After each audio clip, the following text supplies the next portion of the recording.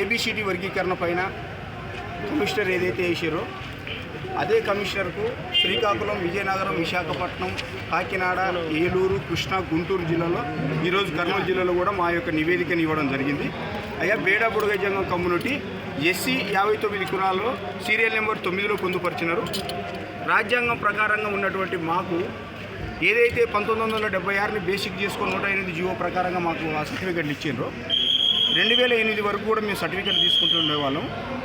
ఇప్పుడు బోగస్ కులాలతో సర్టిఫికెట్లు ఇవ్వకుండా సస్పెండ్లో పెట్టారు కాబట్టి దాన్ని మంజూరు చేస్తూ ఏబిసిడి వర్గీకరణలో బేడా బుడగ జంగం కమ్యూనిటీని ఏ గ్రూపులో కలపాలని చెప్పి మేము అందరం కూడా తెలియజేయడం జరిగింది. ఈ రిప్రజెంటేషన్ ఇవ్వడం జరిగింది. అదే కాకుండా ఏదైతే 59 కులాలు ఉన్నాయో 59 కులాలు ఉన్నటువంటి 2 కులాలు అంటే మాల కావచ్చు, మాది కావచ్చు, ఈ 2 కులాలు ఇంతో అంతో లబ్ధి పొందినాయి కాబట్టి మిగతా 57 కులాలని కలిపి ఏ గ్రూపులో పొందుపరిచి వెనకబడ్డ కులాలని పొందుపరిచి దామాష ప్రకారంగా 7% వాటా మాకు ఇవ్వాలని చెప్పి మేము డిమాండ్ చేస్తూ రిప్రజెంటేషన్ ఇవ్వడం జరిగింది.